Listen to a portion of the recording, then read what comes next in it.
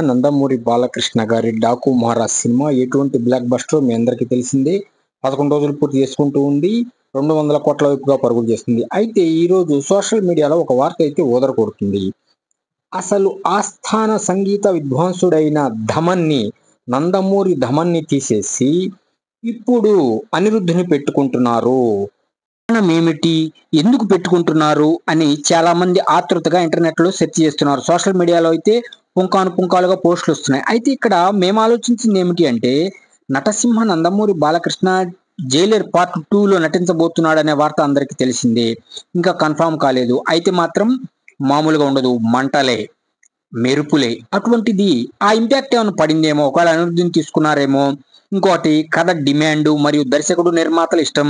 వారు ఒకవేళ అనిరుద్‌ని తీసుకుందాం అని అనుకున్నారేమో. అనిరుద్ కూడా మామూలు మ్యూజిక్ డైరెక్టర్ ఏమీ కాదు. జైలర్‌కి కూడా అనిరుద్ అదిరిపోయే మ్యూజిక్ ఇచ్చాడు. మరి అటువంటిది ఇప్పుడు మల్లేని గోపీచంద్ ఒకవేళ అనిరుద్‌ని తీసుకుందాం అనుకున్నాడేమో, నిర్మాతలకు చెప్పాడేమో, ఇంకా కన్ఫర్మ్ కాలేదు. నటసింహ నందమూరి బాలకృష్ణ గారు ఒప్పుకున్నారో లేదో, ఇవన్నీ ఆలోచిస్తుంటే మైండ్ బ్లాంక్ అవుతుందన్నమాట. ఎందుకంటే అనిరుద్ కూడా అద్భుతమైన మ్యూజిక్ డైరెక్టర్. కాకపోతే ఆస్థాన సంగీత విద్వాంసుడైన థమన్‌ని పక్కన పెడతాం. కొద్దిగా నందమూరి అభిమానులకి కొద్దిగా అప్సెట్ అయినట్లు అనిపిస్తుంది. కానీ ఇవన్నీ సోషల్ మీడియా వార్తలే. మరి నిజంగా అనిరుద్దే అయితే కొద్దిగా అప్సెట్ అవ్వటం కన్ఫర్మ్.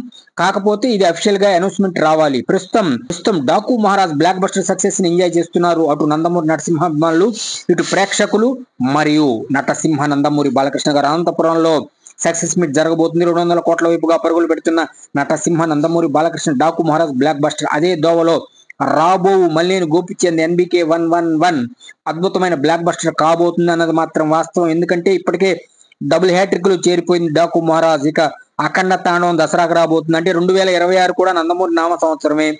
ఒకవేళ ఈ మధ్యలోనే మల్లేని గోపీచంద్ సినిమా కూడా రిలీజ్ అయిందంటే ఇంకా మైండ్ బ్లాంక్. ఒకే సంవత్సరం 3 సినిమాలు. ఆ స్పీడ్ ఎవరు అందుకోలేకపోతున్నారు. అటు ఓటీటీ, ఇటు సంఘసేవ, ఇటు సినిమాలు, అటు పాలిటిక్స్. ఎప్పుడైనా ఎక్కడైనా ఎనీవేర్ ఎనీ సెంటర్ వన్స్ ఈ స్టెప్ ఇన్ స్టెప్ రిపీట్స్ అన్నది మరొకసారి ప్రూవ్ చేశాడు నటసింహ నందమూరి బాలకృష్ణ.